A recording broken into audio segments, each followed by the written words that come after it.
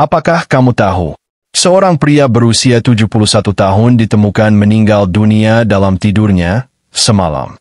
Keluarganya sangat terkejut, karena sehari sebelumnya, beliau terlihat sehat-sehat saja. Tak ada keluhan, tak ada tanda-tanda sakit. Bahkan sempat bercanda dengan cucunya sebelum tidur malam itu. Semua terasa biasa. Namun, keesokan paginya, beliau tak pernah bangun lagi. Dokter menyebut kematiannya sebagai sudden death in sleep. Tidak ada luka, tidak ada trauma. Tapi, sesuatu terjadi diam-diam dalam tubuhnya malam itu. Yang mengejutkan, ternyata banyak lansia mengalami hal yang serupa. Setelah usia 70 tahun, ada beberapa kebiasaan kecil sebelum tidur yang diam-diam bisa berbahaya. Kebiasaan yang sering dianggap sepele, tapi bisa meningkatkan risiko stroke, serangan jantung, hingga kematian mendadak saat tidur. Dan yang paling mengkhawatirkan, banyak orang tidak sadar bahwa mereka sudah melakukan kesalahan ini setiap malam. Jika kamu sudah berusia 60, 70, atau 80 tahun, atau kamu punya orang tua dan kakek nenek yang sudah lanjut usia, tonton video ini sampai akhir. Karena di dalamnya, aku akan membahas 4 kebiasaan berbahaya sebelum tidur yang wajib dihindari oleh setiap lansia demi menjaga kesehatan dan umur panjang yang berkualitas. Saat usia mulai memasuki kepala 6, 7, bahkan 80 tahun, tubuh kita nggak lagi sekuat dulu. Hal-hal yang dulunya dianggap sepele, sekarang bisa jadi masalah serius. Termasuk urusan tidur. Banyak orang tua mengeluh susah tidur, bangun tengah malam, atau malah jatuh saat ke kamar mandi. Padahal, semua itu bisa jadi dipicu oleh kebiasaan kecil yang sering dianggap remeh. Nah, di video kali ini, kita bakal bahas 7 kebiasaan sebelum tidur yang ternyata berbahaya bagi lansia. Kalau umur sudah 70 tahun ke atas, tolong perhatikan baik-baik. Ya, bisa jadi salah satunya tanpa sadar sering dilakukan tiap malam. Kita mulai dari yang pertama, minum air terlalu banyak sebelum tidur. Kebiasaan ini kelihatannya sehat. Banyak orang tua berpikir minum air putih itu bagus biar tubuh nggak dehidrasi. Dan memang betul, minum air sangat penting. Tapi waktunya harus tepat. Kalau minumnya terlalu banyak di malam hari, apalagi menjelang tidur, ini justru bisa membahayakan. Masalahnya begini, saat lansia tidur, fungsi ginjal bekerja lebih lambat. Jadi, kalau sebelum tidur minum segelas besar air atau lebih, tubuh akan menyimpan cairan itu dan memaksanya keluar tengah malam. Hasilnya, bolak-balik ke kamar mandi. Dan itu bukan sekadar mengganggu tidur, tapi juga berisiko tinggi bagi lansia. Ingat, usia lanjut seringkali mengalami gangguan keseimbangan, penglihatan melemah, dan refleks tubuh yang lambat. Jadi, saat bangun di tengah malam dan berjalan setengah ngantuk menuju kamar mandi, risiko jatuh itu sangat besar. Banyak kasus lansia yang terpeleset, terjatuh, bahkan sampai patah tulang gara-gara kebiasaan ini. Belum lagi, tidur yang terpotong-potong karena sering kencing bisa membuat kualitas tidur turun drastis. Padahal, tidur nyenyak itu penting banget buat memperbaiki sel-sel tubuh, menjaga kesehatan otak, dan menstabilkan tekanan darah. Kalau setiap malam harus bangun 2-3 kali hanya untuk buang air kecil, tubuh jadi lelah, pikiran gampang linglung, dan daya tahan tubuh bisa menurun. Lalu, gimana solusinya? Apakah harus berhenti minum air? Tentu saja tidak. Minum air tetap penting, tapi atur waktunya. Idealnya, lansia bisa banyak minum di pagi sampai sore hari. Nah, mulai pukul 7 malam ke atas, kurangi asupan cairan. Cukup 1 atau 2 teguk jika benar-benar haus. Tapi jangan sampai minum segelas penuh sebelum naik ke tempat tidur. Jangan lupa juga untuk buang air kecil dulu sebelum tidur. Ini bisa membantu mengosongkan kandung kemih dan mengurangi kemungkinan terbangun tengah malam. Dan kalau memang masih sering kencing malam, sebaiknya konsultasikan ke dokter. Bisa jadi ada masalah lain seperti pembesaran prostat, diabetes, atau infeksi saluran kemih yang perlu ditangani. Intinya sederhana, Hindari minum terlalu banyak sebelum tidur agar tidak perlu bangun di tengah malam, dan mengurangi risiko kecelakaan. Kedengarannya sepele, tapi untuk lansia, ini bisa jadi hal yang menyelamatkan hidup. Kebiasaan kedua, langsung tidur setelah makan berat. Kebiasaan makan malam memang nggak bisa dipisahkan dari budaya kita. Apalagi bagi lansia yang sudah seharian beraktivitas. Malam sering jadi momen santai sambil menikmati makanan favorit. Tapi hati-hati, kalau habis makan langsung tidur, tanpa memberi jeda yang cukup, justru bisa jadi pemicu masalah serius. Banyak orang tua berpikir, cuma makan nasi sama lauk sedikit, masa iya bahaya? Tapi justru itulah jebakannya. Tubuh lansia tidak sekuat dulu dalam mencerna makanan. Fungsi lambung melambat, produksi enzim berkurang, dan otot pencernaan juga tidak seaktif saat muda. Jadi, saat makanan masuk dalam jumlah banyak, apalagi yang berat dan berlemak, sistem pencernaan akan bekerja ekstra keras. Masalahnya, kalau setelah makan langsung berbaring atau tidur, proses pencernaan jadi terganggu. Lambung terisi penuh, posisi tubuh mendatar, dan gravitasi tidak membantu mendorong makanan turun ke usus. Akibatnya, makanan bisa naik ke kerongkongan dan menyebabkan asam lambung, atau dalam istilah medisnya, gastroesophageal reflux. Gejalanya bisa berupa dada terasa panas, tenggorokan perih, atau rasa pahit di mulut saat bangun tidur. Dan kalau ini terjadi terus-menerus, bisa mengganggu kualitas tidur, memicu radang, bahkan memperbesar risiko terkena penyakit serius seperti mak kronis atau gangguan jantung. Enggak cuma itu, tidur dalam kondisi perut penuh juga bisa menyebabkan tekanan darah meningkat. Tubuh dipaksa bekerja keras saat seharusnya sudah mulai istirahat. Jantung jadi harus memompa lebih kencang, metabolisme tetap aktif, dan ini bisa jadi beban besar terutama bagi lansia yang punya riwayat darah tinggi atau penyakit jantung.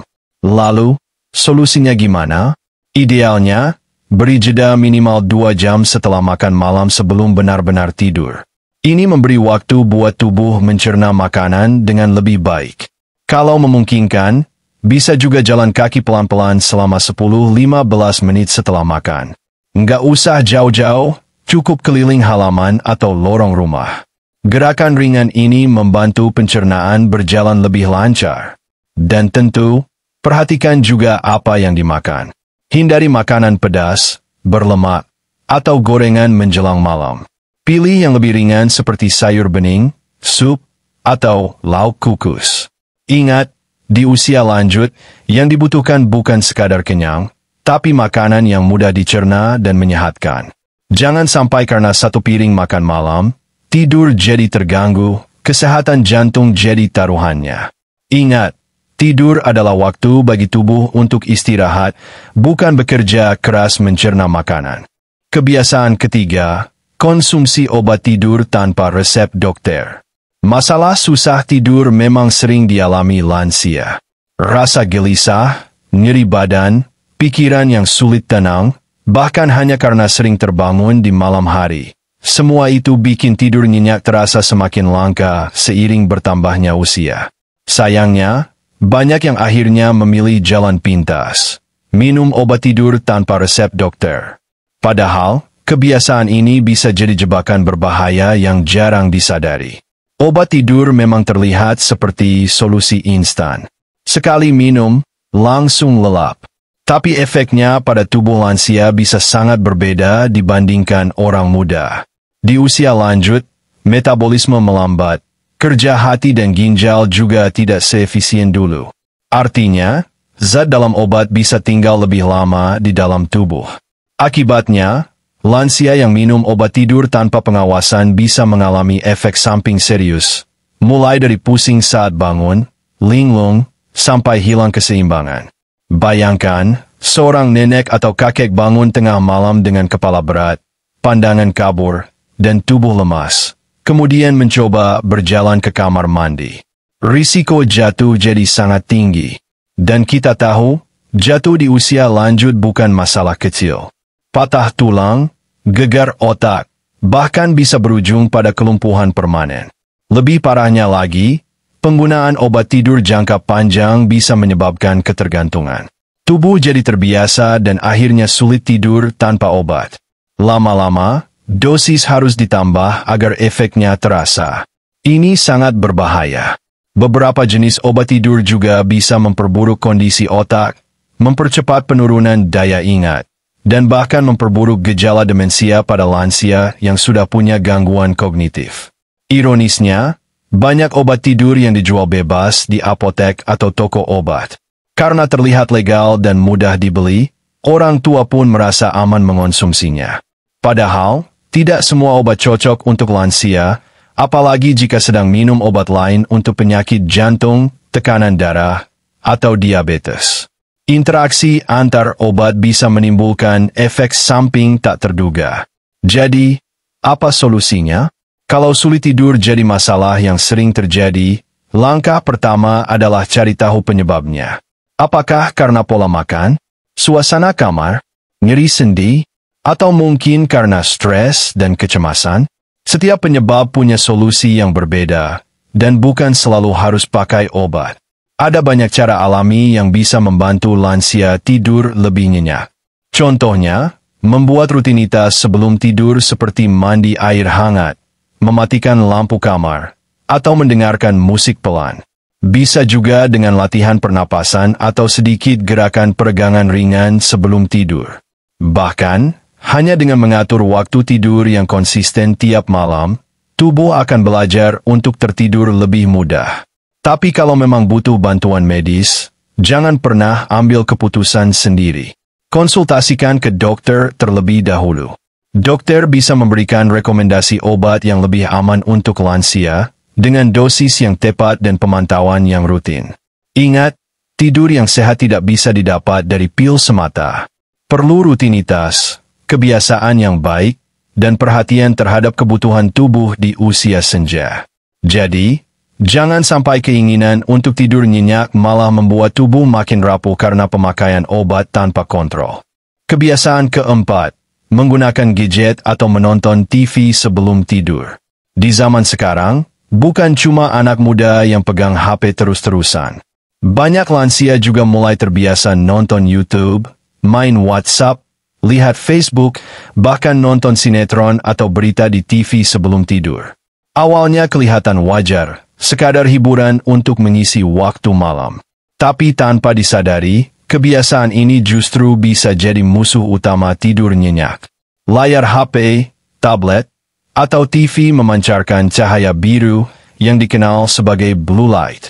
Cahaya ini bisa mengganggu produksi hormon melatonin, yaitu hormon alami yang membantu tubuh merasa mengantuk. Jadi, ketika seseorang menatap layar terlalu lama sebelum tidur, otaknya bisa keliru menangkap sinyal. Alih-alih merasa mengantuk, otak malah jadi bangun, membuat tubuh tetap aktif dan sulit tertidur. Hal ini makin terasa pada lansia, karena sistem hormon di tubuh mereka sudah tidak seimbang seperti dulu. Melatonin memang sudah berkurang seiring usia. Jadi kalau ditambah lagi dengan paparan cahaya dari gadget, tubuh jadi makin sulit masuk ke mode tidur. Bukan cuma soal cahaya. Apa yang ditonton atau dibaca juga bisa berpengaruh besar. Misalnya, nonton berita yang isinya konflik, bencana, atau kejahatan bisa memicu kecemasan. Baca chat dari keluarga soal masalah atau tekanan hidup juga bisa membuat pikiran jadi penuh dan sulit tenang. Akibatnya, meski mata lelah, pikiran tetap sibuk. Dan ini membuat kualitas tidur menurun drastis. Lansia yang tidur dalam kondisi seperti ini sering mengalami tidur dangkal, mudah terbangun, atau mimpi buruk. Bangun tidur pun tidak segar. Tubuh tetap lemas, kepala berat, dan perasaan seperti belum tidur sama sekali. Kalau ini terjadi terus-menerus, bisa berdampak jangka panjang pada kesehatan mental, memperburuk stres, bahkan mempercepat penurunan fungsi otak. Jadi, bagaimana solusinya? Langkah pertama, batasi penggunaan gadget atau TV minimal 1 jam sebelum tidur. Matikan layar, letakkan HP di luar jangkauan, dan ciptakan suasana kamar yang tenang. Gunakan waktu tersebut untuk aktivitas yang lebih menenangkan, seperti membaca buku ringan, mendengarkan murotal atau musik lembut, atau sekadar ngobrol ringan dengan anggota keluarga. Kalau memang ingin tetap menggunakan HP, aktifkan fitur Night Mode atau mode malam yang mengurangi cahaya biru. Tapi sebaiknya tetap batasi waktu penggunaannya. Kamar tidur juga sebaiknya tidak ada TV. Buat kamar jadi tempat istirahat, bukan tempat hiburan.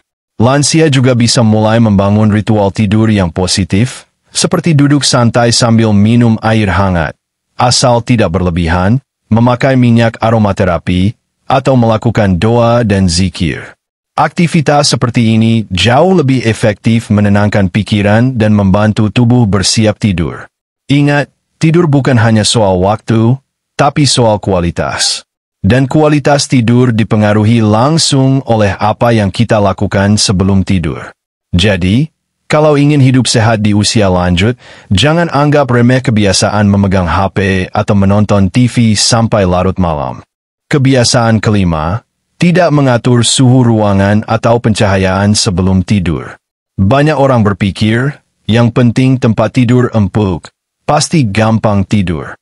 Tapi kenyataannya, suasana kamar, terutama suhu dan pencahayaan, punya peran besar dalam menentukan kualitas tidur, apalagi bagi lansia.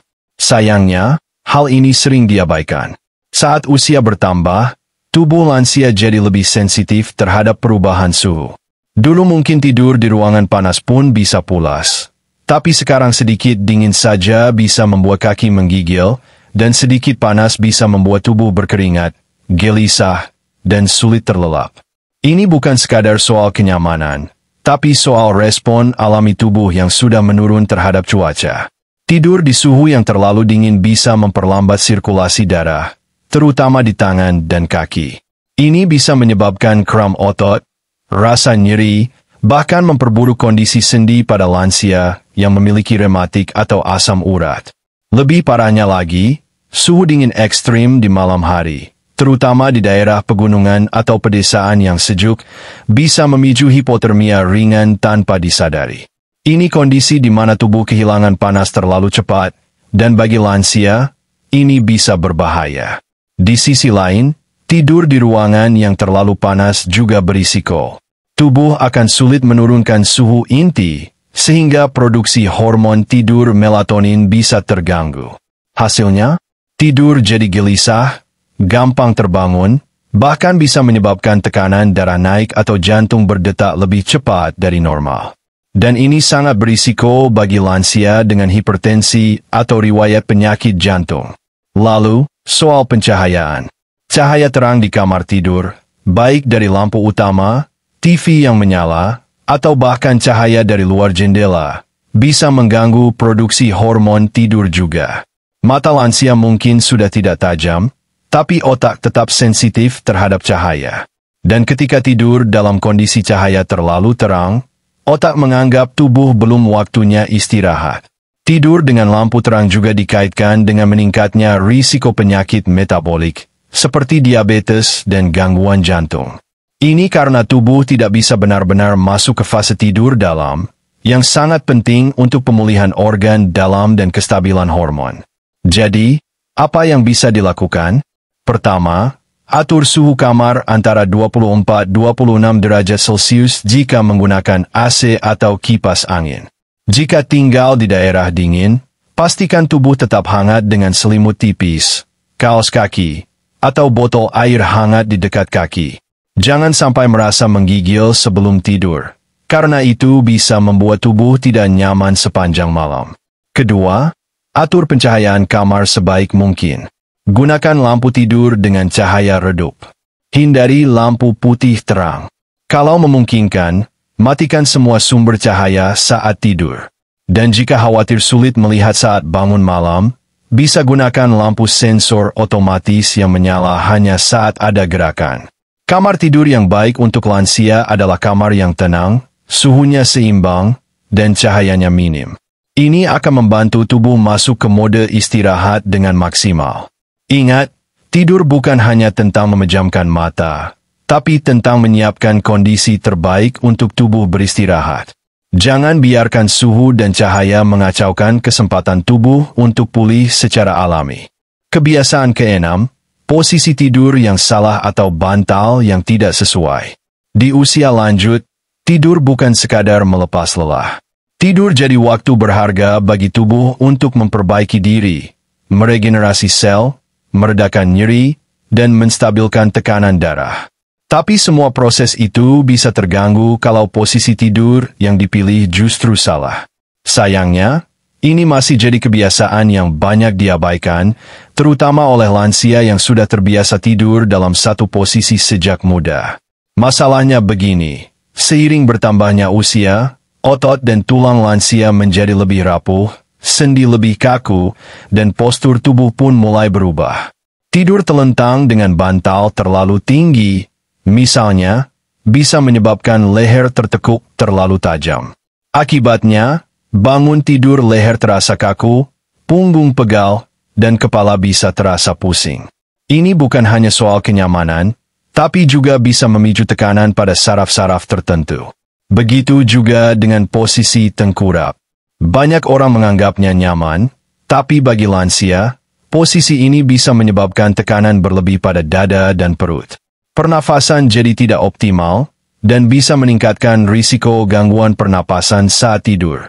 Bahkan, posisi ini juga bisa memperburuk gejala sleep apnea, gangguan pernapasan yang sering terjadi pada orang tua tanpa disadari. Selain itu, posisi tidur miring tanpa dukungan bantal yang tepat bisa menyebabkan tekanan pada bahu atau pinggul, terutama bagi lansia yang memiliki masalah sendi. Hal ini bisa menyebabkan nyeri lokal yang terasa sepanjang malam dan bahkan berlanjut saat bangun pagi. Lalu, bagaimana dengan bantal? Nah, ini juga sering dianggap remeh. Banyak lansia masih menggunakan bantal lama yang sudah kempes atau terlalu tinggi. Padahal, bantal yang tidak sesuai bisa menyebabkan posisi kepala tidak sejajar dengan tulang belakang. Ini bisa menimbulkan nyeri leher, gangguan pernapasan, dan tidur jadi tidak nyenyak. Idealnya, bantal yang digunakan harus menopang kepala dan leher secara alami, tidak terlalu tinggi, tidak terlalu rendah. Untuk lansia yang tidur miring, tambahkan bantal di antara lutut agar tulang panggul tidak saling menekan. Untuk yang tidur telentang, bisa tambahkan bantal tipis di bawah lutut untuk mengurangi tekanan pada punggung bawah. Ada juga lansia yang merasa nyaman tidur tanpa bantal sama sekali. Itu tidak masalah, selama tubuh merasa rileks dan tidak menimbulkan keluhan saat bangun. Kuncinya adalah mendengarkan sinyal tubuh. Jika bangun tidur justru merasa lebih pegal dari sebelum tidur, artinya ada yang salah dengan posisi atau perlengkapan tidur. Selain bantal, kasur juga perlu diperhatikan. Kasur yang terlalu keras bisa menyebabkan tekanan berlebih pada tulang-tulang lansia yang menonjol. Sebaliknya, kasur yang terlalu empuk bisa membuat tubuh tenggelam dan tidak mendapatkan dukungan yang cukup. Pilih kasur dengan tingkat kekerasan sedang, dan jika perlu tambahkan lapisan tipis seperti matras lembut agar permukaan tidur lebih nyaman. Ingat, tidur yang baik itu bukan soal berapa lama, tapi seberapa nyenyak dan bebas nyeri saat bangun. Dan semua itu sangat dipengaruhi oleh posisi tubuh saat tidur serta perlengkapan yang digunakan. Posisi yang salah bisa mengganggu sirkulasi darah, membuat otot bekerja saat seharusnya istirahat, dan mempercepat kelelahan di siang hari. Jadi, mulai malam ini, cobalah perhatikan kembali posisi tidur dan jenis bantal yang digunakan. Jangan anggap enteng rasa pegal atau kaku saat bangun, karena itu bisa jadi sinyal tubuh yang sedang protes. Kebiasaan ketujuh, tidak buang air kecil sebelum tidur. Kedengarannya sepele, sekadar ke kamar mandi dulu sebelum naik ke tempat tidur. Tapi buat lansia, kebiasaan kecil ini bisa jadi penentu antara tidur yang nyenyak atau malam yang penuh gangguan. Bahkan, dalam beberapa kasus, bisa jadi pembeda antara malam yang tenang dan malam yang berbahaya. Tubuh manusia, khususnya pada usia lanjut, mengalami perubahan dalam sistem kemih. Kandung kemih jadi lebih sensitif, kapasitas penyimpanan berkurang, dan kontrol terhadap otot-otot sekitar saluran kencing juga menurun. Hasilnya, Banyak lansia yang jadi lebih sering buang air kecil, terutama di malam hari. Masalahnya muncul ketika seseorang langsung tidur tanpa buang air kecil dulu. Cairan yang tertahan di kandung kemih akan terus menumpuk, dan saat sudah tidak tertahan lagi, tubuh akan memaksa untuk bangun. Ini yang menyebabkan sering terbangun tengah malam, yang dikenal dengan istilah nokturia. Buat lansia, bangun tengah malam itu bukan hal yang sederhana. Kadang mata belum benar-benar terbuka, badan masih berat, dan keseimbangan belum stabil. Tapi karena desakan ingin ke kamar mandi, mereka tetap bangkit. Dan disinilah risiko terbesar mengintai, jatuh di malam hari. Jatuh saat malam, terutama dalam keadaan gelap atau tergesa-gesa, bisa menyebabkan cedera serius. Patah tulang panggul, cedera kepala, bahkan bisa berujung fatal jika tidak segera ditangani. Semua itu bermula hanya karena tidak menyempatkan diri buang air kecil sebelum tidur. Selain itu, tidur dengan kandung kemih penuh juga membuat tubuh tidak nyaman. Tekanan di perut bawah bisa menyebabkan tidur terasa gelisah, perut kembung, dan kadang disertai mimpi buruk. Tidur pun jadi tidak berkualitas, dan saat bangun, tubuh terasa capek seperti tidak tidur sama sekali. Ada juga risiko lain yang tak kalah serius, infeksi saluran kemih. Jika kandung kemih terlalu sering dibiarkan penuh dalam waktu lama, bakteri bisa berkembang biak dan menyebabkan infeksi. Ini lebih sering terjadi pada lansia wanita, terutama yang jarang minum air di siang hari dan menahan kencing terlalu lama. Jadi, apa langkah yang bisa dilakukan? Sederhana, jadikan buang air kecil sebagai bagian dari rutinitas sebelum tidur. Anggap saja seperti ritual wajib, sikat gigi, cuci muka, lalu ke kamar mandi. Jangan tunda-tunda. Bahkan kalau merasa belum terlalu ingin, tetap coba ke kamar mandi untuk mengosongkan kandung kemih. Untuk lansia yang punya masalah inkontinensia, sulit menahan kencing, bisa pertimbangkan untuk memakai pelindung khusus atau konsultasi dengan dokter agar mendapat solusi medis. Tapi tetap, buang air kecil sebelum tidur adalah langkah awal yang penting. Bagi keluarga yang merawat orang tua, pastikan kamar mandi mudah diakses, lampu penerangan memadai, dan tidak ada benda yang bisa menyebabkan tersandung di malam hari. Jika perlu, pasang lampu sensor atau pegang tangan mereka saat ke kamar mandi sebelum tidur. Ingat, tidur malam yang nyenyak dimulai dari kebiasaan-kebiasaan kecil. Dan buang air kecil sebelum tidur mungkin terlihat sederhana, tapi dampaknya bisa besar. Jangan sampai karena malas ke kamar mandi, malam berubah jadi mimpi buruk. 7 kebiasaan ini mungkin terlihat biasa, tapi kalau dibiarkan terus-menerus, bisa mengganggu kualitas hidup para lansia, bahkan membahayakan. Mulai malam ini, mari lebih sadar, karena tidur bukan hanya soal istirahat, tapi soal bertahan hidup dengan damai di usia senja. Jaga pola tidur, ubah kebiasaan kecil, dan bantu orang tua kita tidur dengan tenang. Kalau kamu sayang orang tuamu, share video ini. Bisa jadi satu share MU menyelamatkan hidup mereka.